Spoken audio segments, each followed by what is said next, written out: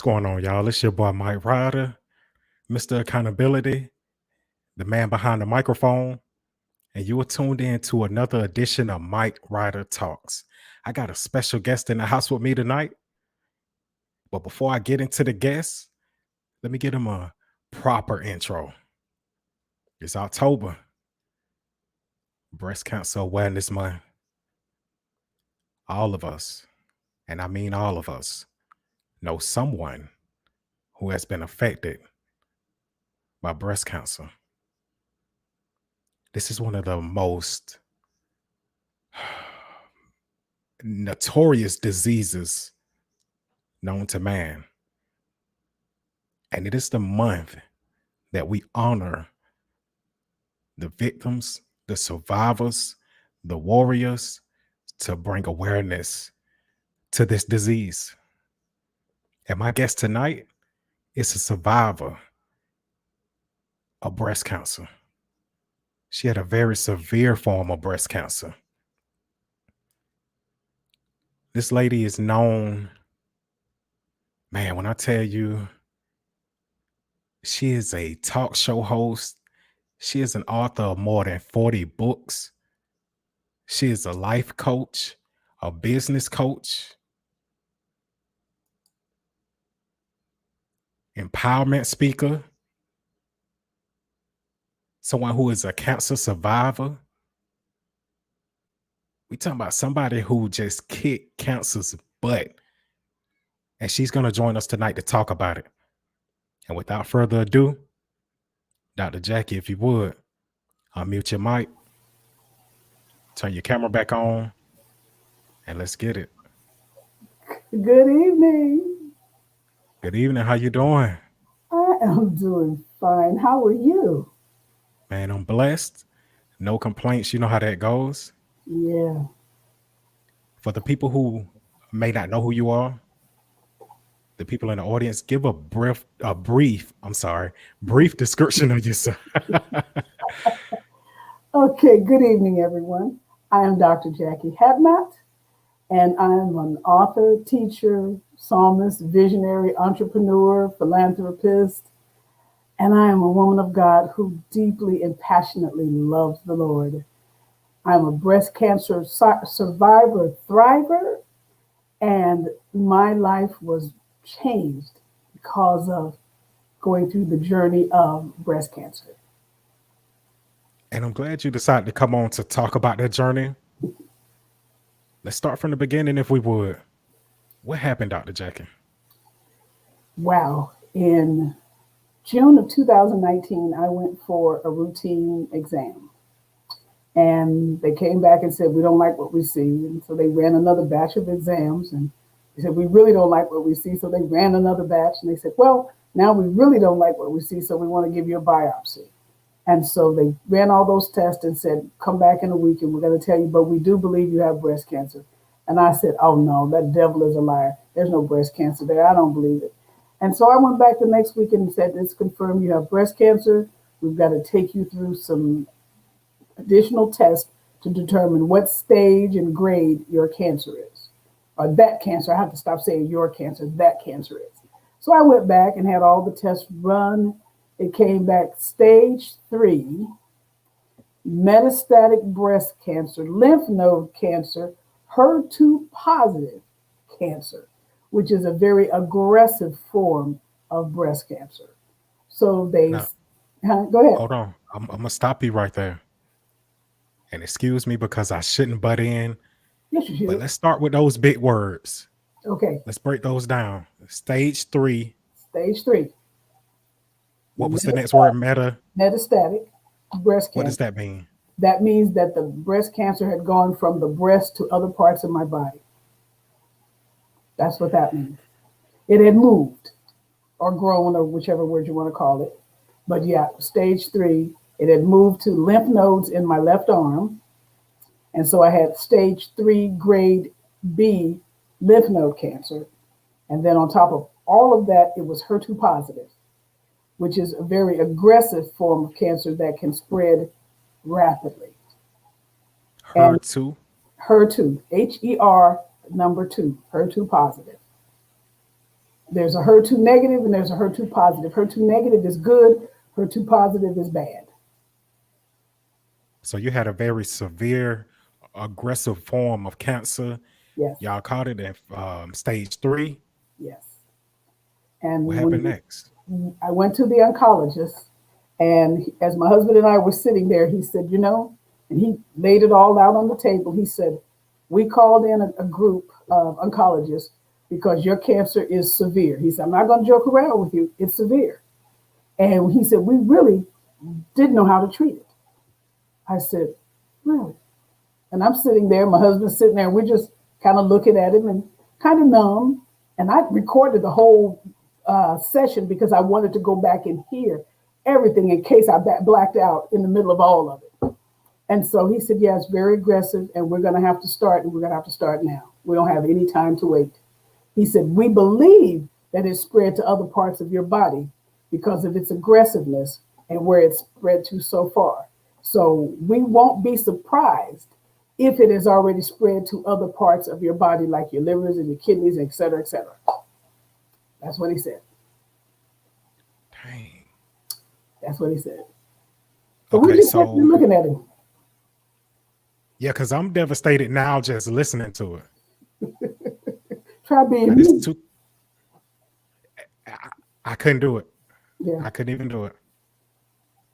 I couldn't even do it. But this is 2019, correct? this was 2019. How long did it last? Like, how long was the process? They immediately, they gave me that diagnosis on a Monday or Tuesday. Friday, they were wheeling me into surgery to insert a port into my chest. It was that fast. He said, we have no Very time to fast. wait. I said, well, when do you want to put the port in? He said, how about Friday? I said, for real? He said, yeah, how about Friday? And so we got there Friday and they inserted the port on a Friday. The next Tuesday, they were starting chemo. It was that serious. That thing literally had no time to heal. They But the started good thing is they, y'all, them, all of y'all hopped on it quick quick. because it was so severe. Yes. It was already at stage 3. You need to attack that thing quick, because the more you sit around and try to plan and prepare, the further it's going to progress. We saw where it already was. Oh yeah, because they said he actually said we wouldn't be surprised if it has already spread to other parts of your body beyond the lymph nodes. So But thank God it didn't. that's what they were expecting. But I know a God who's able to hold that thing at bay. And And I'm so, glad he did. and when they went in and did all of the PET scans and everything, they found that the cancer had only gone into the lymph nodes. Yeah, it didn't How? go. Let me ask you this, because I'm not an expert. I'm not a doctor. I've never been diagnosed with cancer. Once it goes into your lymph nodes, how does that affect you? Like, can you feel it? Does it affect your everyday movement? It affects everything. You slow down. You don't feel as energetic as you would. You don't feel like over here in your arm, especially if it's in your arm. You'll feel some Mhm. twinges or a little pain, but not a whole lot. It just depends on how many lymph nodes are affected. But I would say your energy level goes down. After you get the diagnosis, then it becomes a mental drop in energy because now you have all of these uncertainties. The physical part is one thing, but when you start having to, wage war in your mind against all of the things that you're being told, A, by the doctors, B, by the enemy. And so you have to be very mindful of keeping too much stuff from coming into your ear gates all at one time, or it will literally overwhelm you. I can imagine. And that affects the body. Oh man. Yeah. It brings on stress. Okay. So they quickly go in, put the port in. We go ahead and start these procedures. This is 2019. Yes. What happens next? Well, we start the chemo. What Eight, happens after the chemo? 18 weeks of chemo. After 18 weeks, Then you have surgery to go in and remove and clean up they got to remove lymph nodes. They've got to do, remove cancer from your breast area. They have to do all of that. So that process happened in December. And from December, and they put all of these tubes in you because you have to drain all the fluids that are running out of your body. So you literally look like some kind of robot with two tubes running out of the side of your body so that the fluids don't set up poison. So yeah, and that drains for a few weeks. And then by the time that drainage stops, you heal a little, you heal up, and then they start radiation. So And ports, chemo, radiation, 18 weeks of chemo. 18 weeks of chemo, 18, which takes 18 rounds, 18 weeks, however you want to put it. Every 3 weeks, you get all of these rounds of chemo. And the cancer was so severe, I had to have 3 chemo drugs every round. 3 chemo drugs. Some people get 1, some get 2. I ended up with 3 drugs. So I would get there at 8 in the morning, wouldn't leave until 4. So your whole day, you're just, Sitting, oh sitting man, in a chair with a needle in the middle of your chest, pumping in, taking in chemo taking in chemo, steroids, and nausea pills.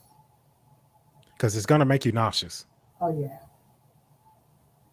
and Dang, man. it feels like a big weight once you go through it. Feels like somebody poured lead into your body because your oxygen decreases. You have all of these things going on in your body simply because of all of these toxins, this poison they're pumping into your body. So at this time, what's going through your mind once you don't started going through this chemo and stuff and radiation? Are you staying prayed up? I am praying like never before. And the amazing part of it was right before all of it started, in between the port and the chemo, the Lord gave me a dream where I was sitting on the floor at his feet. And he picked me up off the floor, put me in his lap, and he had this big spoon and he began to feed me. And he said, I'm going to heal you and I'm going to provide for you. And he did. We did not miss a beat. He provided to the tune of paying $500,000 in bills for all of these procedures through scholarships and grants.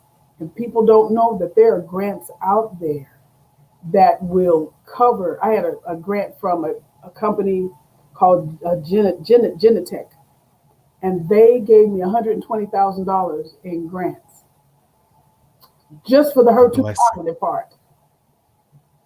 Yeah, Just because you tested positive for the HER2, yep, just a because of that. blessing. That's a blessing.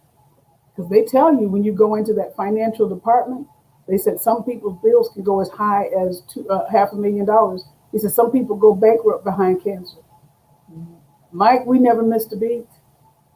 God was Never. right there. We never missed a beat. Yeah, Thank God. God was amazing through that. He kept his And I'm word I'm too. I'm trying to visualize this dream where you say you were spoon fed by God and he said he's gonna take care of you. Yes, he Listen, I did. have some very vivid dreams. I have some very wild dreams.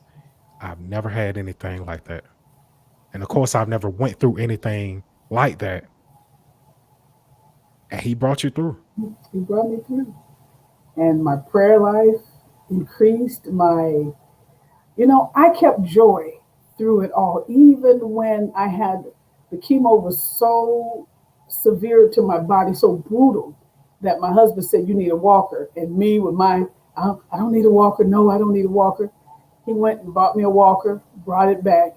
And I looked at the walker and picked it up and started moving with it. And it was the best thing I could have done. So I took around Christmas and I decorated the walker with Christmas lights and bells and little trinkets. And I just made it, you know what? I made it fun for me. Yes. I created a space of laughter for me, even with that walker. And that's what we have to do. You can't stay down because if your mood is a down mood, your body isn't moving, that's going to hurt you even more. Yes. I suffer with a form of arthritis called gout. The more I move, the less I feel it. Absolutely. The less I move, the more stiff I become, the more pain my body's in. I can't compare that to what you went through or what you were going through, but I can imagine when you're going through that chemo and it's tearing your body up, the more you Mhm. sit still, the more it tears you up. The more you move, the more your body can fight back. Yes. And fight it means to. You have to fight. And I asked God, I said, Lord, we would go to the treatment center and we would see all of the other cancer patients there, and they would be so frail and small. And my husband looked one day and he said, I said, did you see the people there? He said, yeah. He said, looked like somebody had drained all the life from them. So I went to the Lord and I said, Father, I said, please don't let me lose weight. I said, please let me keep my weight so I can fight. And the doctors kept telling me, don't lose weight, don't lose weight. And I didn't. Every now and then I'd lose some weight, but I would go to the Father because I wasn't eating. And God would give me an appetite or some funny song. And one time I wasn't eating, and I was laying on the couch because I had to sleep in a recliner. And my husband said, "You want to eat?" I said, "I don't want that. I don't want that. I don't want that." And I was laying in the chair, and the Lord said, "Bacon." And I started singing, "Bacon, bacon, bacon. Oh, I want some bacon, bacon, bacon, bacon. Sure, it tastes good to me." Come on now.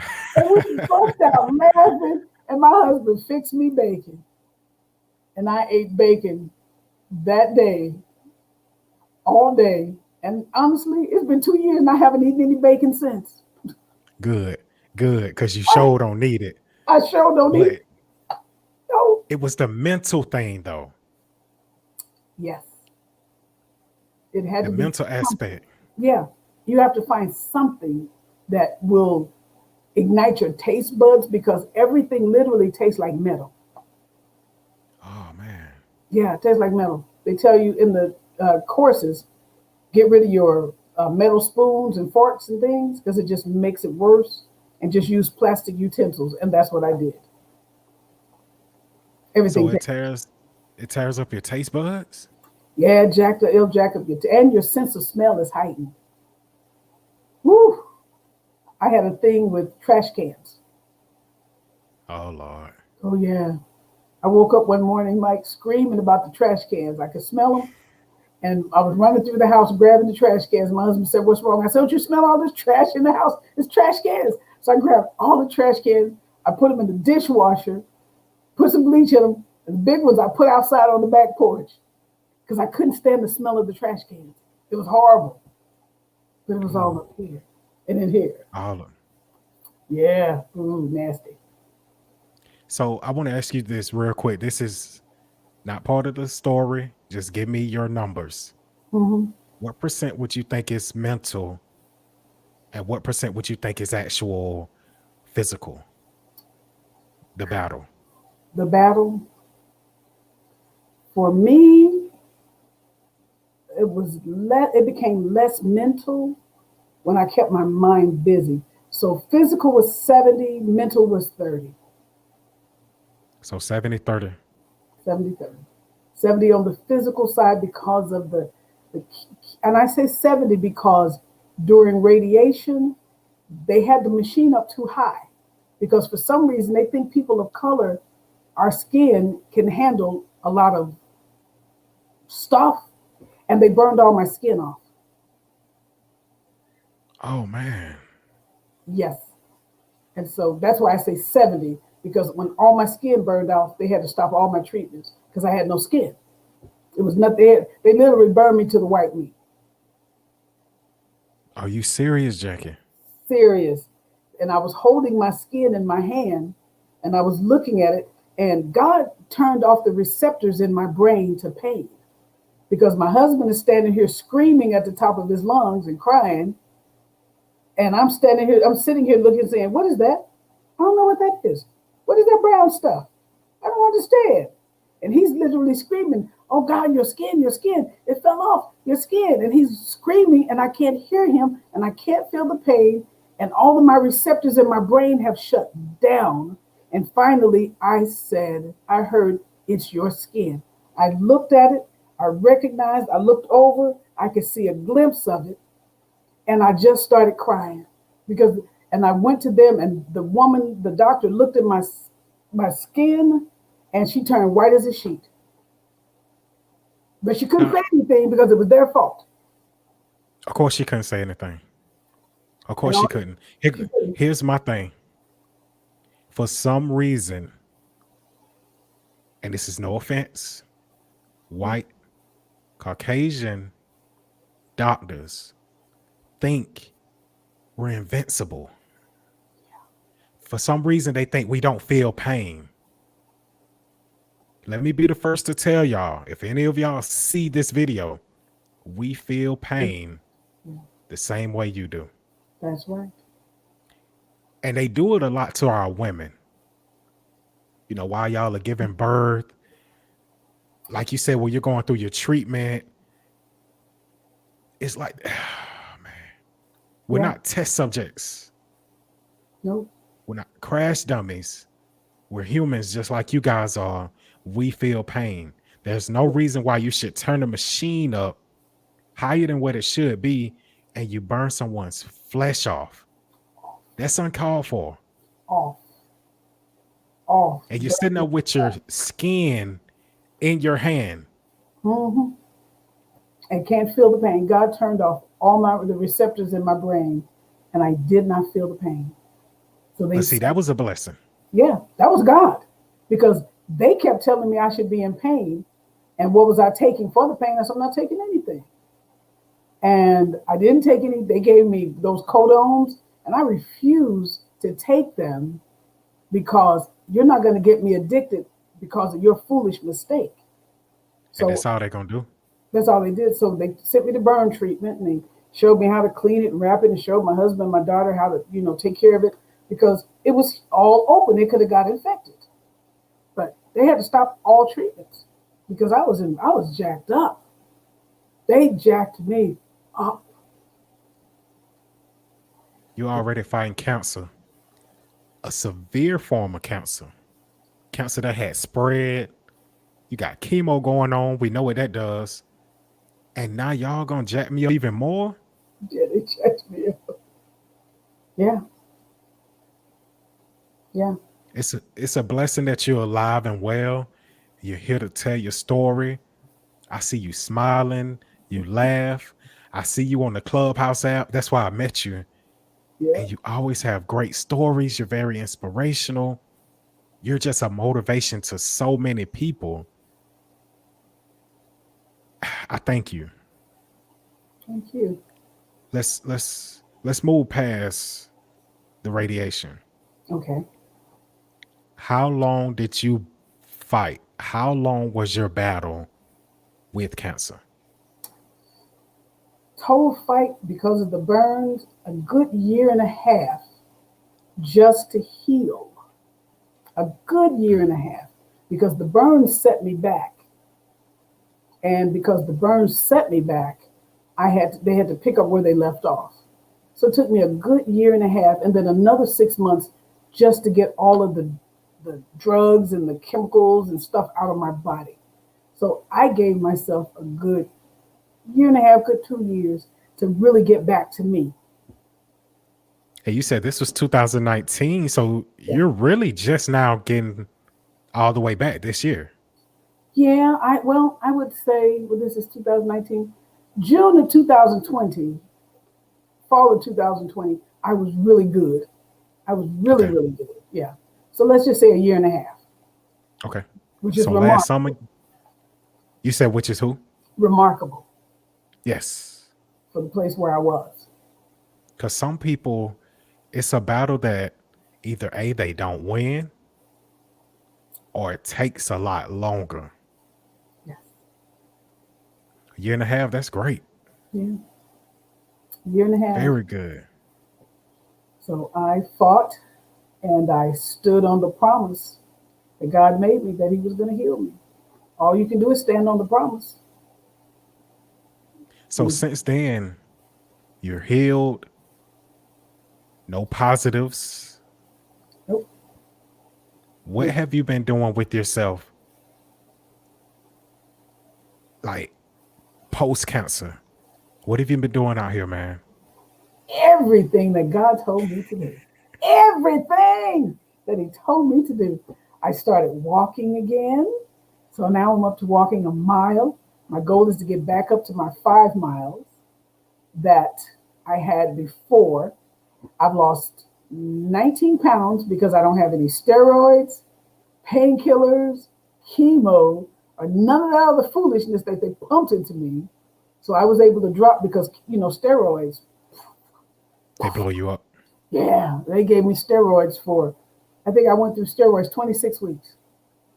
So I was like, but now I've dropped 19 pounds and that feels good because Yes. it's less weight that you have to carry around and my body is healthier. So I'm eating better, I'm walking, my mental self is just off the chain. I'm working on an assignment that the Lord gave me. I'm back coaching and we have our prayer center, navigating that back open post COVID. My Malibu Shake product line is doing great because I have a bath and body business. And now God commissioned me to build the Ark of the Covenant. Let's talk about that. Hold on, because I hate I don't have that picture. Uh, I'm going to grab it real quick. Go Go ahead. ahead and do your thing. Let's talk about the Ark of the Covenant. Okay. A few months ago, the Lord said to me, He said, I want you to build the Ark of the Covenant. And I said, Lord, you want me to do what? He said, I want you to build the Ark of the Covenant. I said, okay, show me how. He took me to the book of Exodus.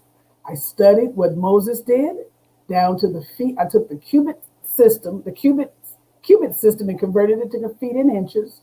Got with a friend of mine, and in the garage, we built the Ark of the Covenant. We took and scaled everything to the exact size. A wonderful man in London, England, he created the angels that sit on the mercy seat, and he shipped them to me. I got them in the garage. I overlaid it with this 24 karat gold acrylic paint, which is amazing. And 8 coats later, 8 being the number of new beginning, 8 coats later, the Ark of the Covenant was complete. We put the poles on. Now we're getting ready to put the little legs on. And we did the mercy seat. Same thing. We put the diadem, which sits on the top of the mercy seat, which is where God spoke to Moses and the Shekinah glory came forth. And after that was finished on Yom Kippur in September, the Lord had me and my husband bring the Ark of the Covenant into our home where it is going to sit for 40 days. And he said that our home would be like Obed-Edom's house. And I thought I was Oh, man. finished after that, but I wasn't. Right. You find it? Yep. I'm about to pull it up right now. Okay. I got you. Boom. Let's Oh see. yeah. That was the first. That was the box when it was just the box. But that was the beginning, and that top where you see the nail gun, the top of it is Okay. actually the mercy seat. Come on. Let's go. I'm going to pull the rest of them up as well. Let's see. Yeah, that was the beginning.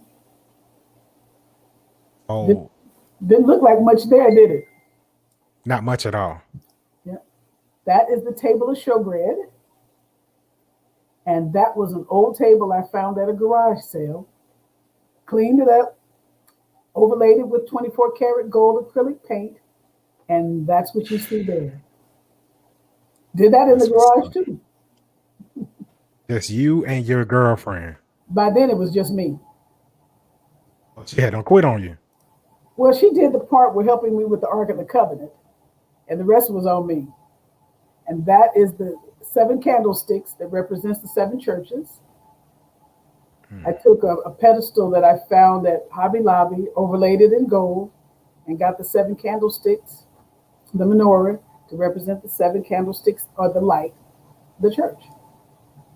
Come on. Come on. I'm going to pull another one real quick. I might have two more. And that is the altar of incense. What is that? The altar of incense in the Bible, God instructed Moses to have the priest burn incense morning and evening. Okay. And the ark of the altar of incense was overlaid in gold, and that is my version of the altar of incense. Okay. Okay. Matter of fact, I see another one. Hold on. Here we go. Let's see. I'm ready to see the ark of the covenant. I got you. That is our prayer center. It's your prayer center. Yep, that's the prayer center. That is the prayer room of the prayer center that we pastor. Come on. Let's go. And I think this is it right here. Y'all excuse me. We doing all this live. Those are the cherubim. Those are the angels. That is our prayer room in our house. But those are the two angels that sit on the mercy seat. And that's the diadem where the glory of God, the Shekinah glory, came out. And the Lord spoke to Moses from that diadem, which is that round circle disc thing that you see. Okay. Okay. Mhm. Let's see. So, yeah, I missed one. Here we go. you this one. I forgive you. As long as you forgive me, we good. And here we go. That's it. That's it. That We is get the right. Ark of the Covenant of Jesus Christ. Let's And go. yep, Let's go. that is that beautiful. Can you imagine two little women did that? I can. Hey, I can. I've seen some strange things in my life. Yeah, that's what God wanted. And I wanted to give God exactly what He asked for. Because when He spares you from the form of cancer that I had, you can't help but serve Him and be obedient to Him. Right. Because without your obedience, you're really doing nothing. And Mike, as I was overlaying it in gold, I said to the Lord, I said, I said, I want this to be perfect for you.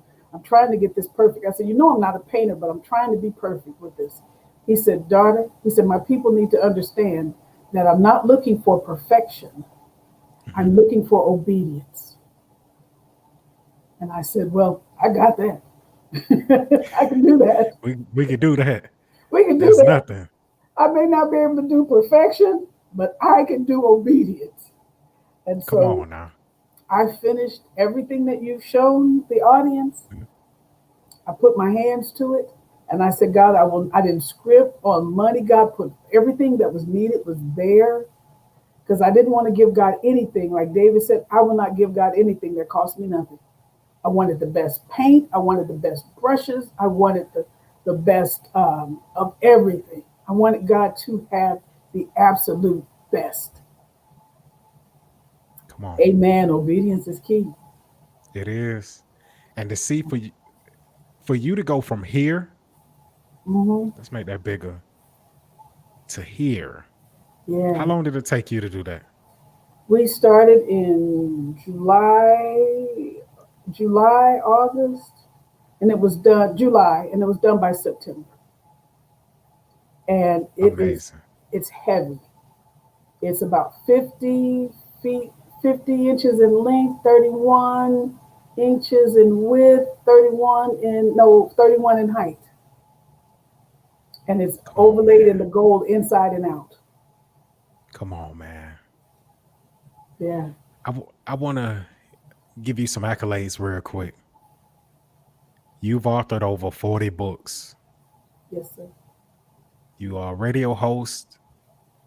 You do television production. You are a life and business coach, Yes.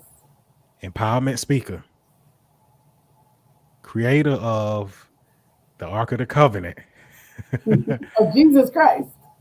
of Jesus Christ, Yep. That's the name of the Ark of the Covenant of Jesus Christ. breast cancer defeater, Yes, and you are a hat extraordinaire.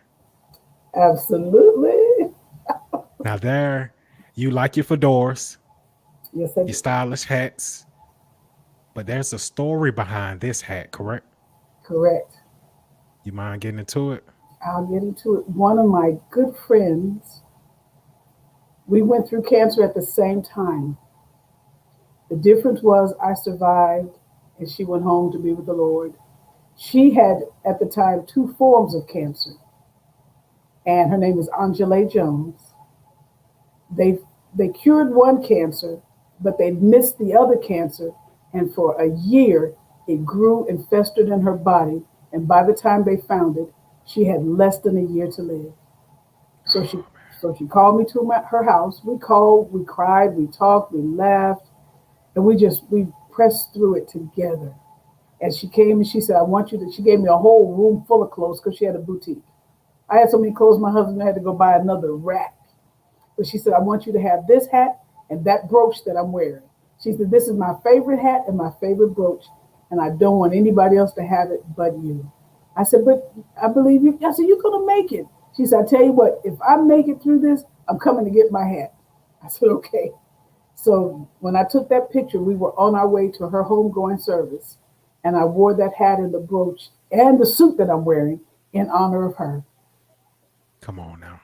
She didn't make it because the doctors didn't pay attention to that second cancer. Dang, man. And it's okay 14, because they make mistakes. but they didn't have to make that one. They were Right. right there. The cancers were literally side by side, and they missed it. Oh, man. hmm 46 years old when she left here. And they got you that hat. Yep, she gave me the hat, and I wore it for her. I'm going to say this. Isn't she stylish? Amazing. I'm going to shift gears real quick because Dr. Jackie, we are about to get out of here. Oh yeah, But time is before almost you up. go, I'm going to put the clock on her. I want to play a game with you. Okay, let me put my glasses on so I can see the clock. Okay. You ain't got to pay attention to the clock. I got the clock. Oh, okay. You got the clock. Matter of fact, we're going to make it bigger. Oh, We're going to play a game called Rapid Fire. okay. So pretty much I'm going to throw a word or a phrase out there to you. The first thing that comes to mind, that's your answer. Let me get a drink. Get your drink on. Water break. Okay. The Ready. clock will start when you answer my first word. Are you ready? Yes. Cancer. Survivor. God. Holy Spirit. Life. Abundantly. Jackie Brown. Thriver. Jackie Brown Jr. My daughter. And I'm going to pause the clock right there. You ain't think I knew that, did you? Yeah, I did. Okay. You ready? Yes. Fedoras. Hat stylish. Your husband. My boo. Your family. My lifeline. Writing books. My passion. Heaven. Woo, my goal. The Ark of the Covenant of Jesus Christ. Woo, powerful. Television production. Oh, fun. Exciting. Money. A tool. Clubhouse. A joke. Cash App. Huh? Cash App. Cash app. Money. Money. I would have asked you that. Hold on. Top note. StreamYard. Streamline. Excellent tool for production. Let's get it. Time's up. You beat the clock. I apologize because I did say money twice. I usually don't get caught up like that.